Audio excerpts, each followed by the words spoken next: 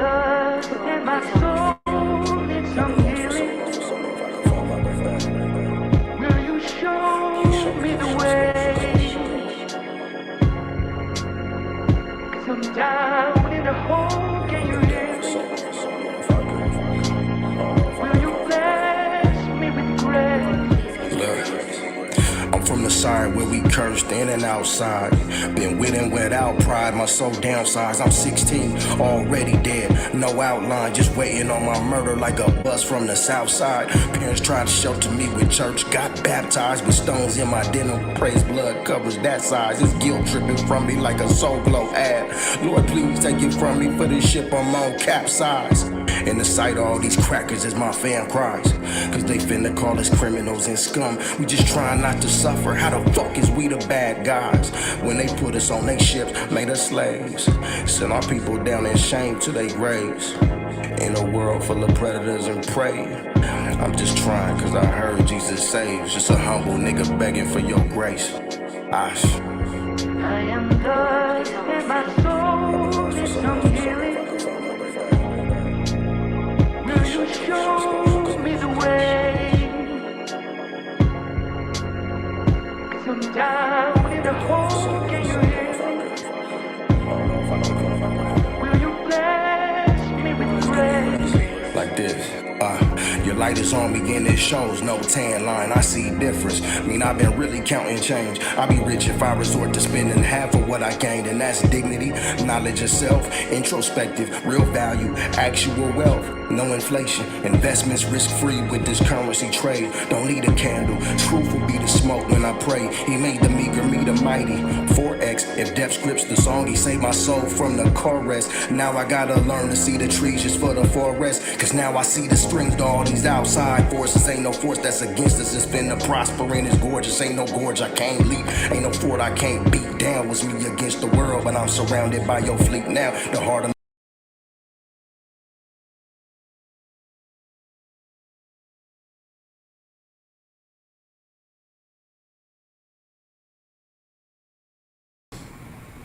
Shalom, shalom.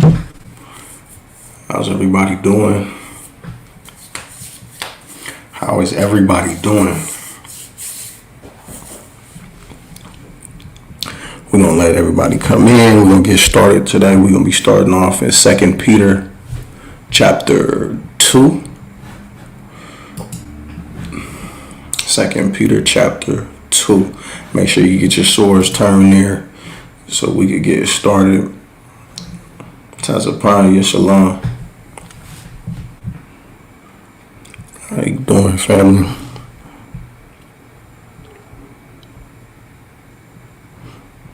We ain't gonna wait too long.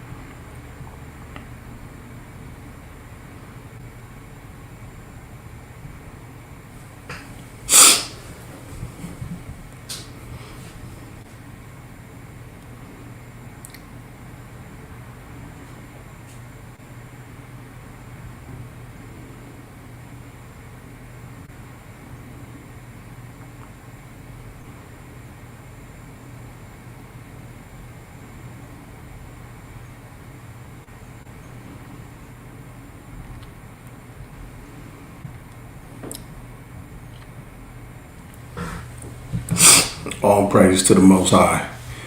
I appreciate you and commend you for always being the first to class. That said, for your sake, brother, we're going to go ahead and get started. We can't help that other brothers just dragging their feet.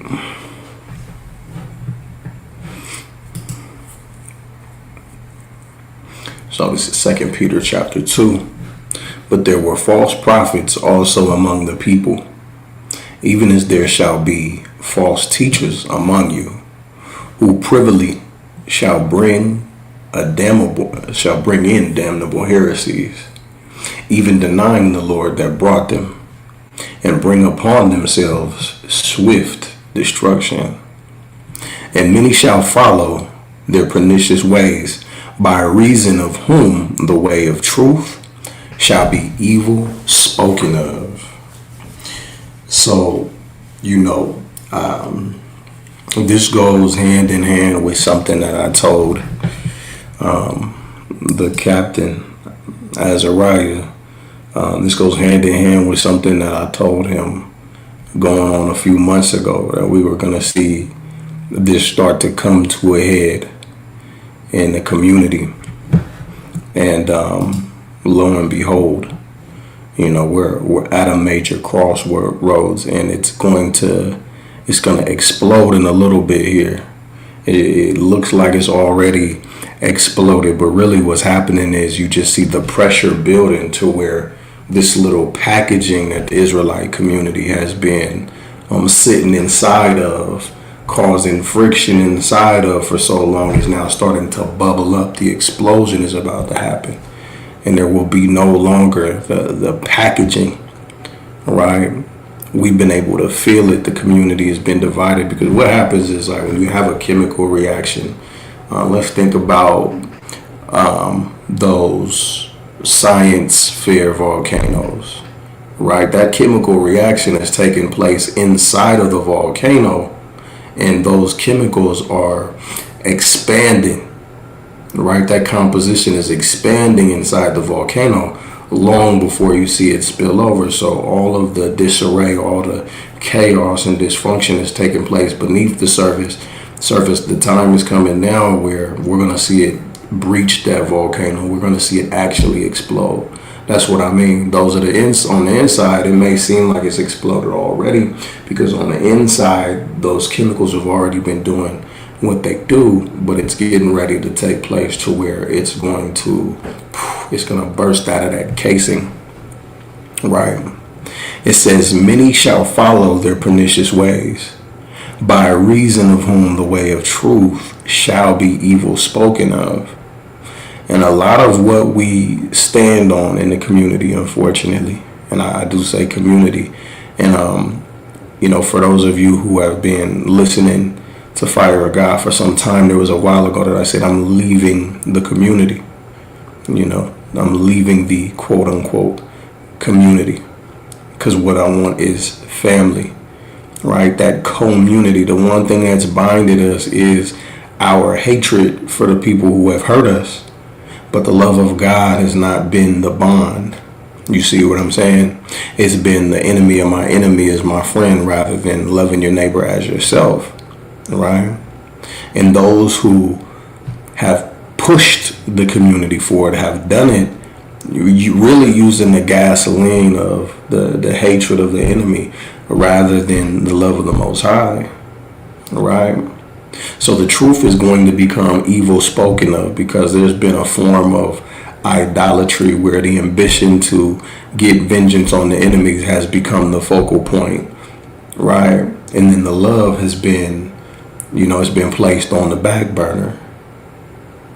You see what I mean? We have not learned to judge according to the weightier matters.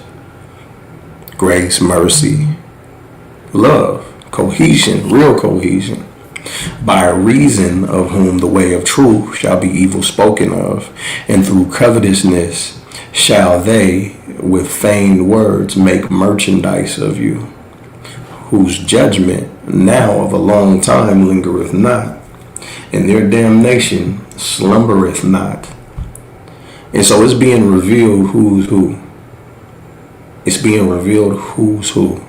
For if God spared not the angels that sinned, but cast them down to hell, and delivered them into chains of darkness to be reserved unto judgment, and spared not the old world, but saved Noah, the eighth person, a preacher of righteousness, bringing in the flood upon the world of the ungodly, and turning the cities of Sodom and Gomorrah into ashes, condemned them with an overthrow, making them an ensample unto those that after should live ungodly, and delivered just Lot, vexed with the filthy conversation of the wicked. For that righteous man dwelling among them, and seeing and hearing vexed his righteous soul from day to day with their unlawful deeds. The Lord knoweth how to deliver the godly out of temptation, and to reserve the unjust unto the day of judgment to be punished, but chiefly them that walk after the flesh in the lust of uncleanness, and despise government. Presumptuous are they, self-willed. They're not afraid to speak evil dignities, whereas angels, which are greater in power and might, bring not railing accusations against them before the Lord. But these are natural brute beasts, made to be taken and destroyed. Speak evil of the things that they understand not, and shall utterly perish in their own corruption, and shall receive the reward of unrighteousness. And they that count it pleasure to riot in the day time, spots they are, and blemishes, sporting themselves with their own deceivings while they feast with you, having eyes full of adultery, and that cannot cease from sin, beguiling unsatiable souls, and heart they have exercised with covetous practices, cursed children, which have forsaken the right way, and are gone astray, following the way of Balaam, the son of Besor, who loved the wages of unrighteousness, but was rebuked for his iniquity. The dumb ass, speaking with man's voice, forbade the madness of the prophet. These are wells without water, clouds that are carried with a tempest, to whom the mist of darkness is reserved forever. For when they speak great swelling words of vanity, they allure through the lusts of the flesh, through much wantonness. Those that were clean escaped from them who live in error. While they promised them liberty, they themselves, the servants of corruption, for of whom a man is overcome, of the same he is brought into bondage. For if after they have escaped the pollutions of the world through the knowledge of the Lord and Savior Hamashiach Yahushai, they are again entangled therein and overcome, the latter end is worse with them than the beginning. And that's what's happening is the people that dug, and I want you to understand, like, this is very involved, and this is very important for all of you who are watching and you are ministering, whether it's with Fire of God or whether you're doing it independently. We're going to be rewarded for how we multiply the talents that the Most High gave us. And what we want to do is parallel this with the idea of agriculture. Some are going to bring in tenfold, some 50-fold, some 100-fold, right? This is about sowing and reaping. And what you want to understand is that it's your best interest to dig to the proper depth before you to plant the seeds, right? You don't want to plant seeds topically like grass. You know what I'm saying? What you're trying to do is create trees of righteousness. The planting of the Lord is what the Most High is going to call us. And yes, we'll be transplanted one day in our land when we are moved in the salvation. But we want to bring forth our fruit in our season, right? In order for you who are sowing to create trees that are going to bring forth fruit in their season, you want to make sure that you are digging to the proper depth, right? Let me see. I'm gonna share something with y'all real quick.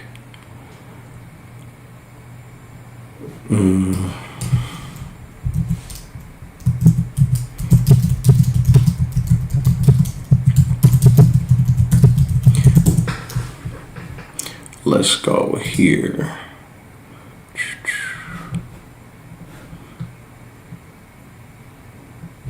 Let's go to the book of Matthew.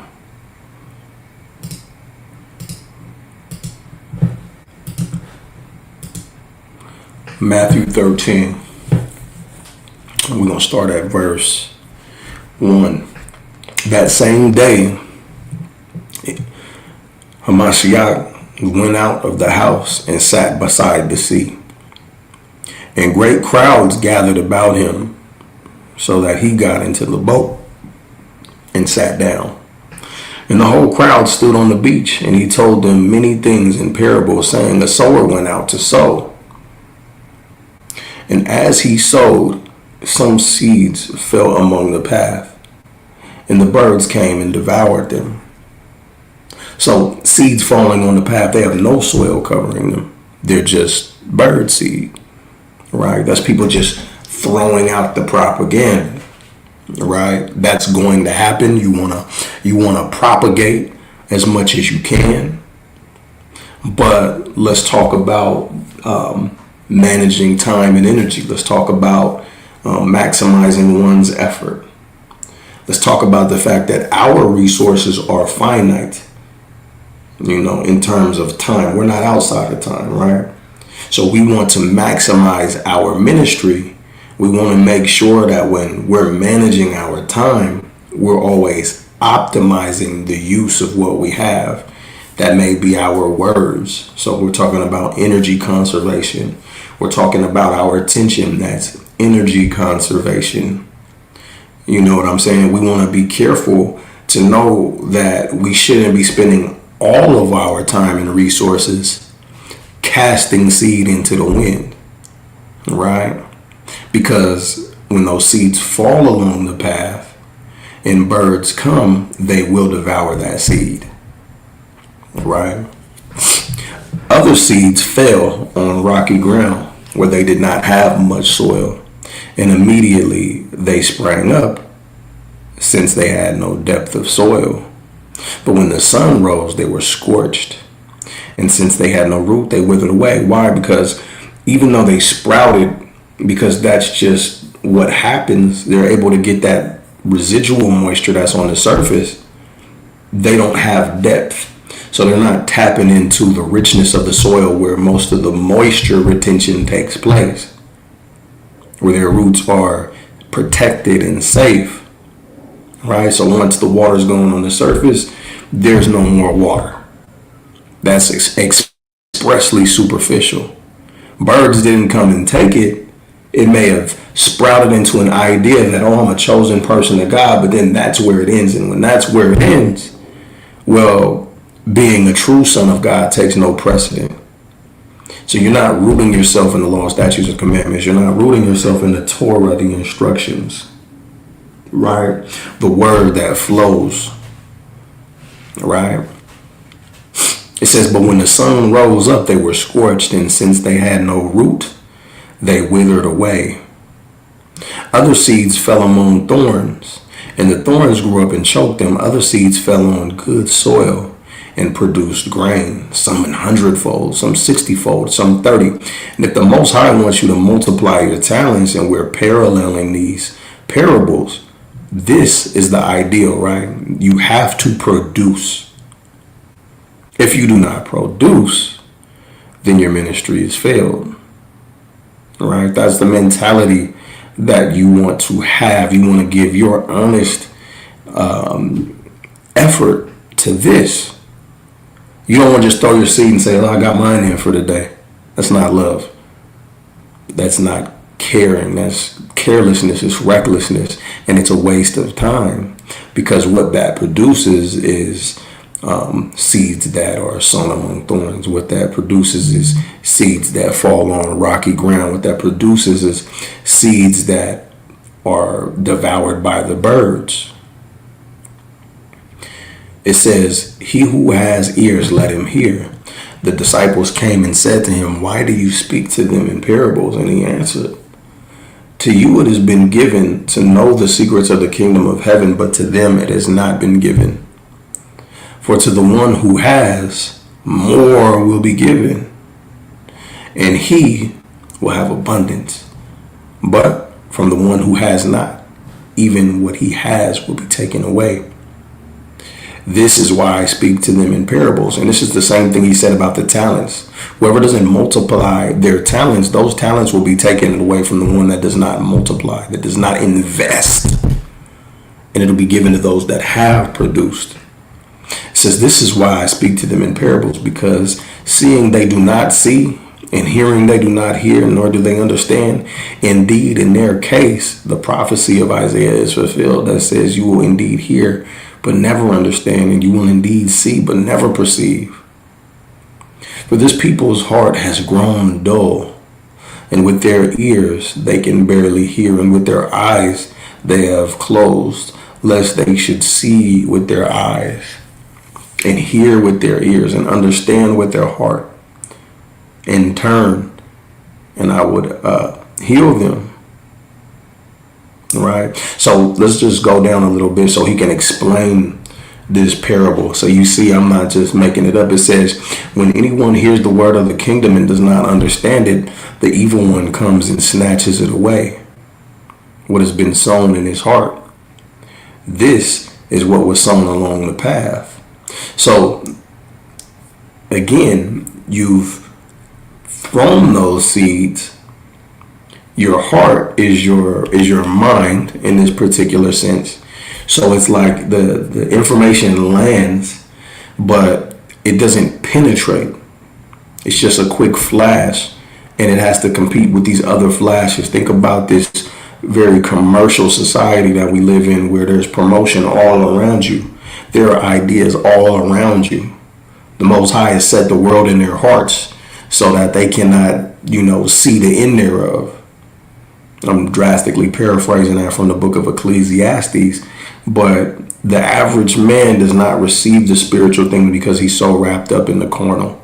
There's so many things for the word of God to compete with. This is why you want to dig, right? Because if you just throw those seeds, those words are going to land. He's going to hear them, but then he's going to go walk, and then he's going to see a poster saying that the new Jordans is out. And then he's going to go get in the line. And then while he's waiting in that line to get the Jordans, he's going to be hungry. He's going to be thinking about getting some food. Should I get out the line? Should I get the food? He's going to meet a girl in that line. He's going to get her phone number. Maybe it's time to go get the food together. He's done thinking about what you just told him about 12 tribes of Israel. You know what I'm saying? Especially if he's just talking to you online or something like that. You see how deep it gets? That's not to say do not try. It's to say, do not take for granted these opportunities to really dig and sow deeply. And you're not going to be able to control these outcomes. But what you can control is how serious you take this ministry. You see, once you start to think like this, it's no longer about you. It's about the work of the Most High needing to be done. That the soil must be penetrated. That these seeds must be sown and not just thrown into the wind. You see that? This is what was sown along the path. For what was sown on rocky ground, this is the one who hears the word and immediately receives it with joy. Because remember, when it lands on that rocky ground, it starts to sprout. It starts to soak up the moisture. It maybe lands in between the gravel. The gravel is porous, so there's a little bit of water within it. So the roots are able to lick that up and grow as far as they can. But then once that's soaked up, there's no more to give, and it doesn't go any further. It's superficial.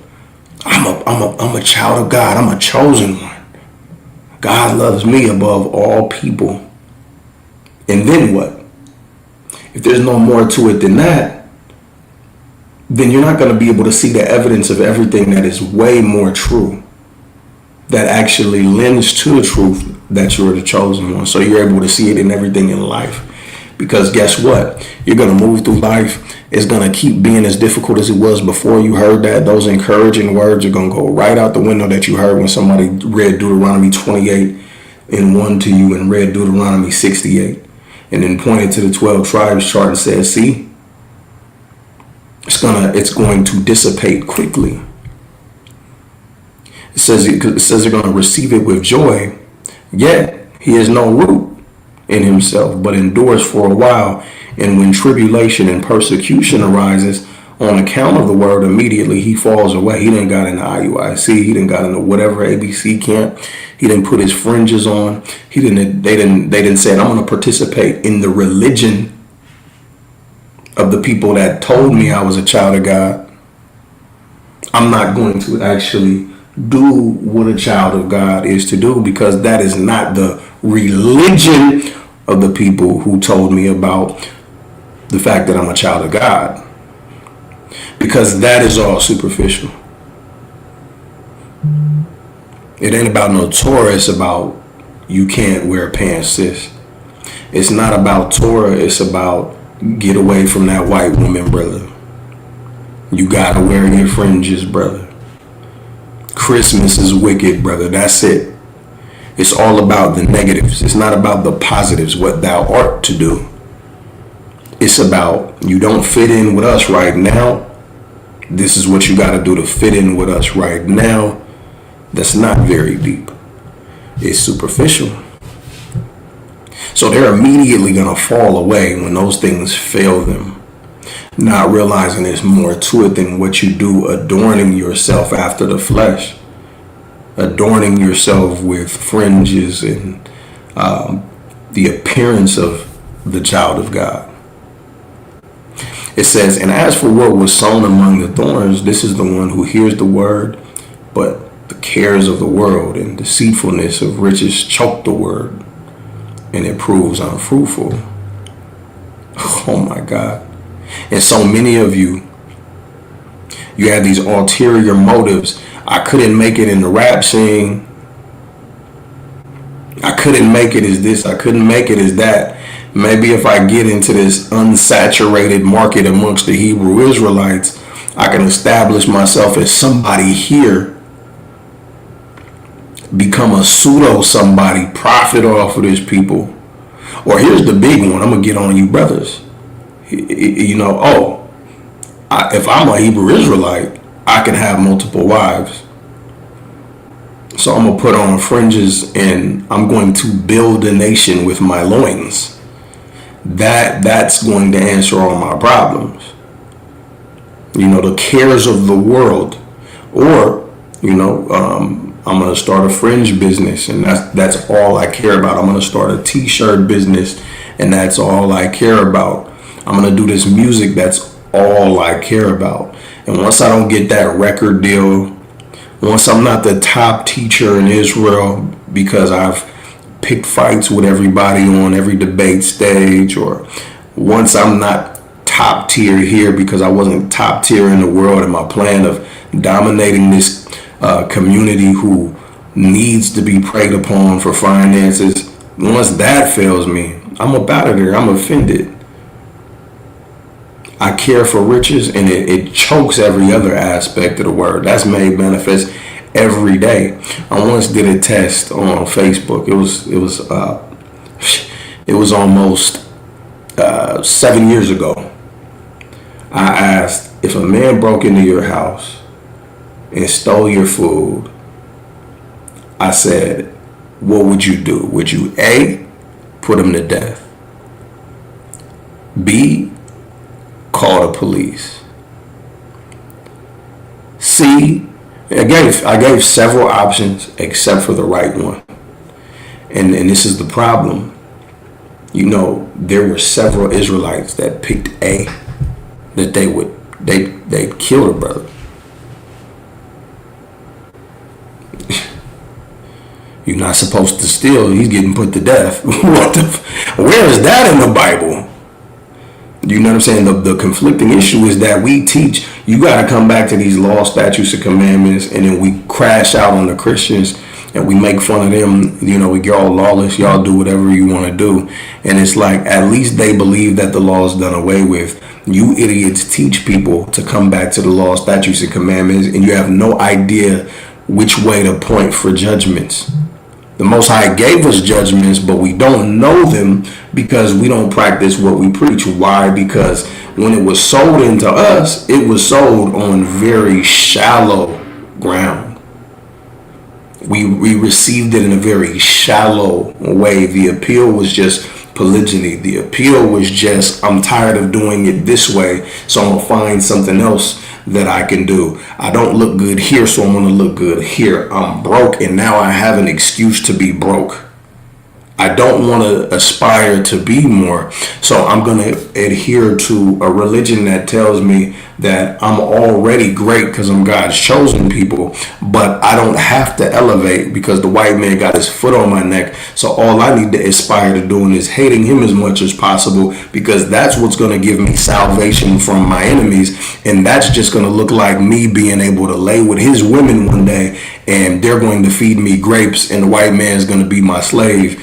And my fringes are going to be the longest, and I'm going to have a mixtape out, and me and Yahushua is going to get in the studio, and he's going to drop 10 verses, and I'm going to drop 10 verses, and we both going to be on the album cover, and every Passover we're going to perform. These stupid ass ideas that we have are very shallow.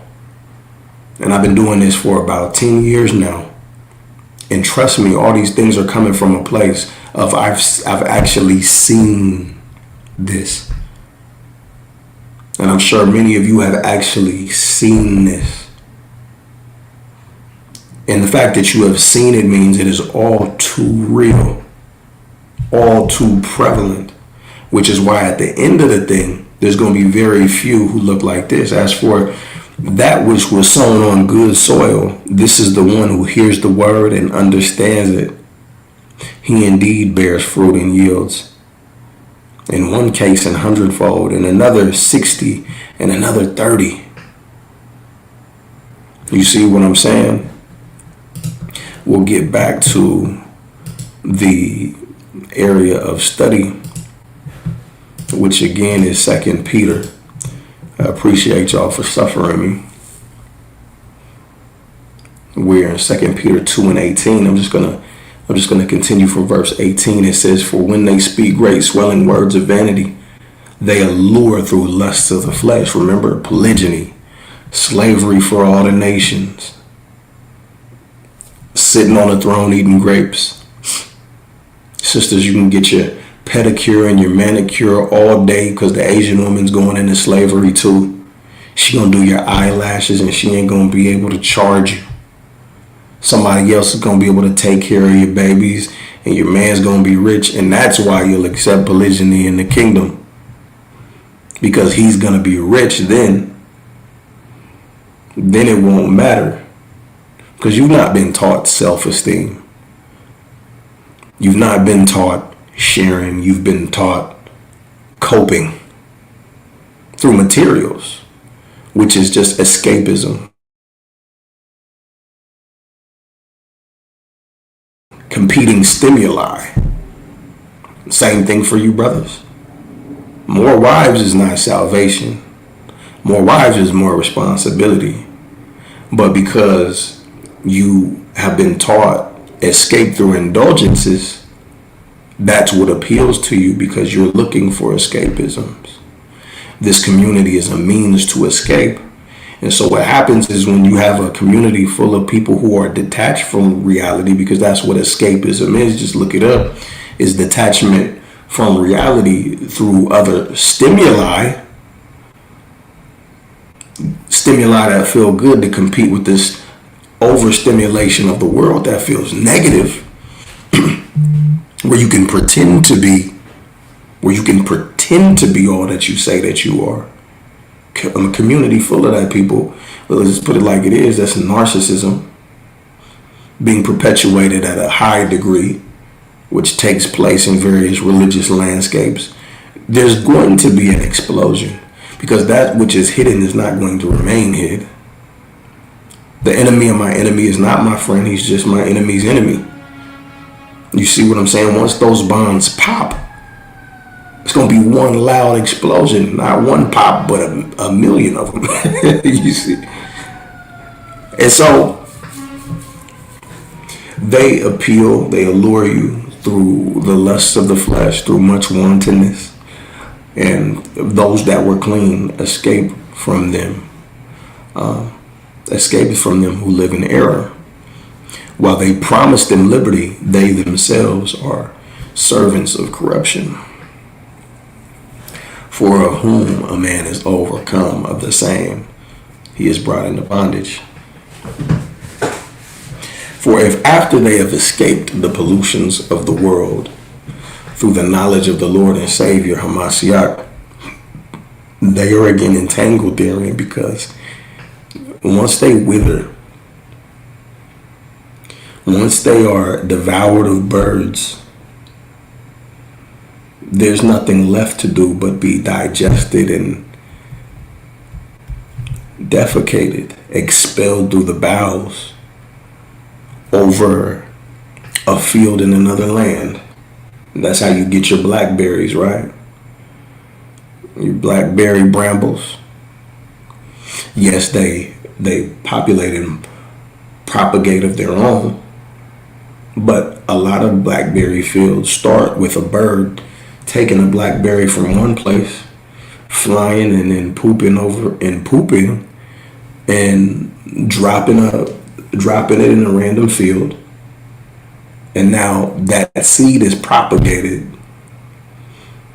in the natural cycle of things, and you become a part of the world. That seed becomes a part of the world. You just scattered again. You see that? Further from where you were scattered the first time. And then you're just again entangled. You become a part of a new blackberry bramble. And you're overcome. And the latter end is worse with them than at the beginning, because you were destined for death. But this time you're destined to death for sure. But there's no more sacrifice for sins if you sin willfully. You see that?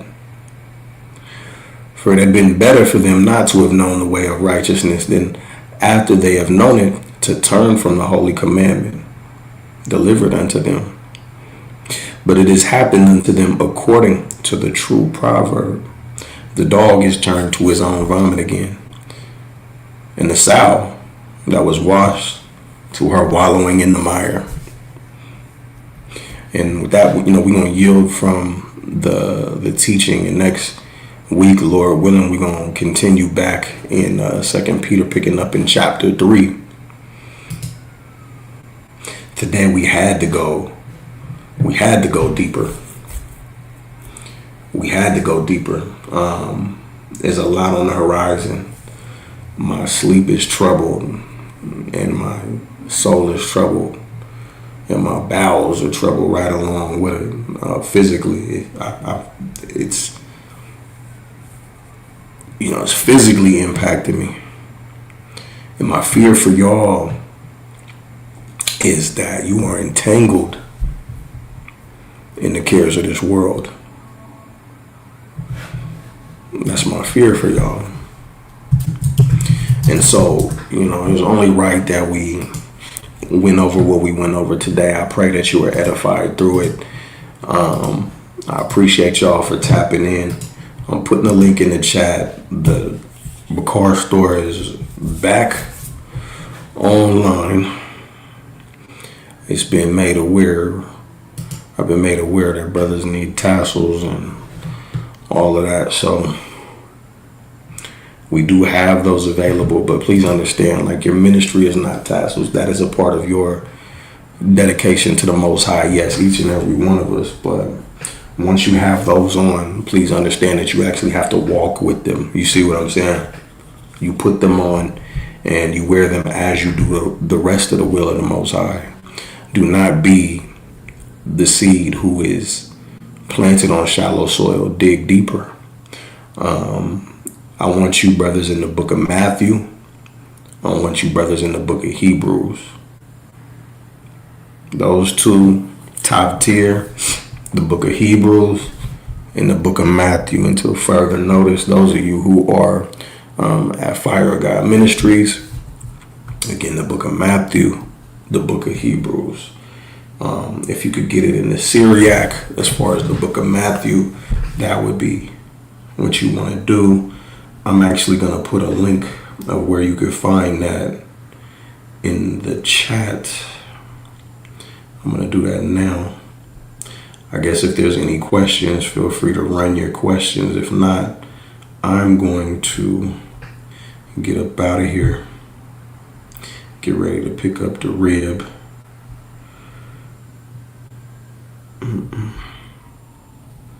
Here goes the link. You could get the joint on Amazon.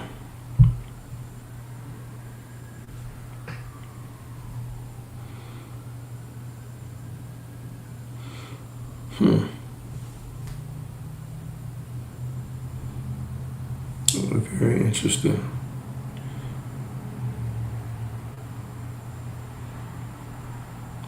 Something going on with the chat. That's real weird.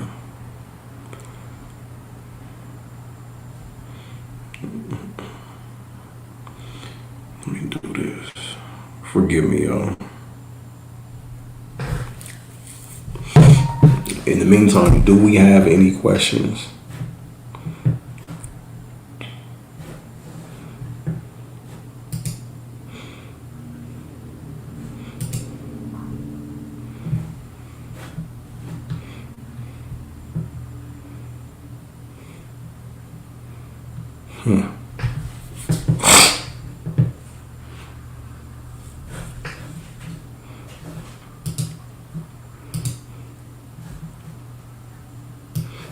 Don't everybody ask at once.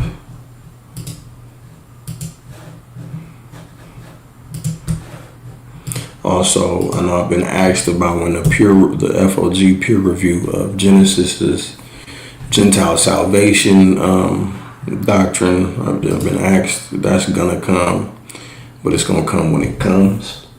I may review point for point over time. We might just, instead of doing a peer review, give our own layout of the F.O.G. view on Gentile salvation, or the version of salvation that is for the Gentiles. Because there is a version of salvation for the Gentiles. Shout out to the powerful Captain Azariah for, slapping me in the back of the head about that. And to be honest, I'll say this, the brother saved my life by smacking me in the back of the head about it, because we talk about being choked by the cares of the world. We talk about the superficial aspect of it, the aspect of it that's me. I cannot stand the Gentiles. I'm coming from a background where I could not stand the Gentiles. And I was so fixed in that as perceptive as some of you think that I am, one thing that I could not see past is that anger. And this is why I say the hate for the Gentiles is never going to measure up to the love of the Most High. They're never going to equate. In fact, you will never be able to love the Most High the way that you are supposed to, unless you can really wipe the hate out of your eyes. You have to start over. The reason that these curses, we're able to see them so clearly, is because we are coming from a background of hurt, but hurt turns into hate. And so when you are nurtured, your hate is nurtured. When your grudge is nurtured, it just becomes a bigger grudge. It does not become righteousness. There is a righteous indignation. The Most High has that. And like the captain said, it causes us to lose perspective. Blinded you are. In my Yoda voice. Much fear I see in you. I don't see no questions. So, with that, I appreciate y'all. It was a small class, but sometimes the smaller the classroom, the bigger it is to me. I appreciate y'all. That being said, all praises to the Most High. In the name of His Son, Shalom.